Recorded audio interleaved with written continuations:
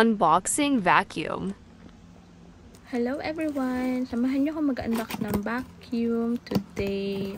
So maglilinis tayo. Unbox muna natin to. So ayan, inopen ko na. Tapos check lang muna natin yung gamit niya sa loob, yung mga kasamang parts. Meron siyang manual. Ayan, kompleto set naman siya. Tinignan ko yung manual, okay naman. Then, saka ko na lang yung babasahin. As usual, meron tayong mga set para sa pangmalakihang linis or dun para sa mga maliliit na panglinis naman. Ayan, kompleto naman siya guys. As in, meron pa siyang tali. Ayan, so, pagka-check ko, iba-ibang klase siya. Merong maliit, merong medium, may brush, meron ding soft brush. Ayan, ang cute lang. Tapos, nasa loob yung pang vacuum. Ayan, lahat ng set niya. Ito yung pang vacuum natin. Yan, lalabas ko na. Then, ang color niya is green and white. Yan. Tapos, ito siya, may plastic pa siya sa loob. Ilalabas ko na.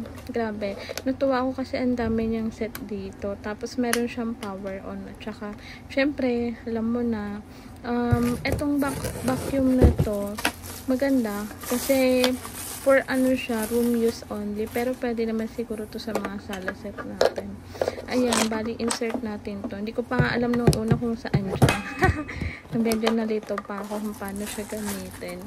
Tapos, ayan, isi-set up ko yung ibang gamit niya dyan. Kasi, hindi ko talaga alam nung una kung paano siya i-set up dyan. So, hinanap ko pa muna kung ano yung compatible na pwedeng ilagay dito. So, ayun, hanap-hanap. Ayan na nga. Tapos, naisip ko, baka ito nga yun. Baliktad lang. So, mali pa din. So, ayan. Baka ito na nga. Ayan.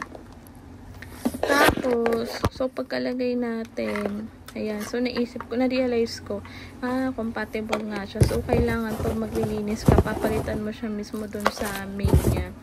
So, ayan, tinignan ko pa yung laman ng box. Ito, nalaglag pa nga yung camera. So, ayan, yan yung set niya. O, diba, ang gulo. Nalaglag pa nga yung camera dyan. Tapos, inayos ko siya kasi yung iba binuksan ko kasi may mga maiksi na set siya, tapos meron ding mahaba. So, ayun, inayos-ayos ko muna, binuksan ko yung iba. So, niisip ko kung ano yung gagamitin ko muna para mag-set up dyan. So, tinanggal ko ulit, din naisip ko yung mas mahaba na lang siguro. Kasi ipa-vacuum ko yung floor namin. Yan, para matanggal yung mga alikabok-alikabok dyan. Yan. So, pag sa vacuum, ayoko nung yung makapal yung pinaka-anuhan niya. Gusto ko yung manipis lang para isang, vacuum mo lang. Pasok agad lahat dun sa loob. Yan.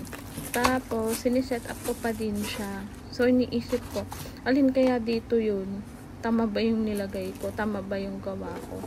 So, ayan, na-open ko pa yung iba. Tinitignan ko kung paano siya i-set up dyan kasi talagang sobrang dami. As in, hiwa-hiwala yung parts niya.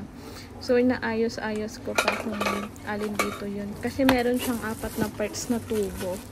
Tapos, tinignan ko kung alin doon. Sobrang haba naman ata yung nagawa ko kanina. So, ayan, tinitignan ko pa din kung alin dyan sa mga yan yung pwedeng mas magandang gamitin.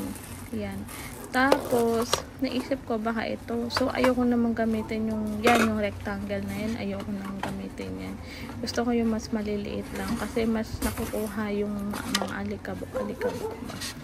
Ayan. So, siniset up ko pa din siya. Ang tagal ko mag-set up, no?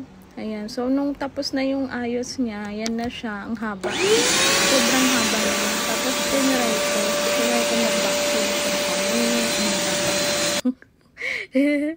Tapos yan, vacuum na tayo. Yan, grabe. Sobrang linis, as in. Kahit hindi ka vacuum, binacuum ko kahit ano dyan. Basta makakita ako ng mga singit-singit dyan na alikabok. Tinry ko din sa bed namin. So, ayan siya. Sobrang ganda.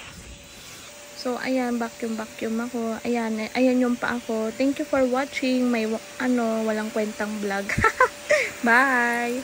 さよならから一番遠い場所で待ち合わせよう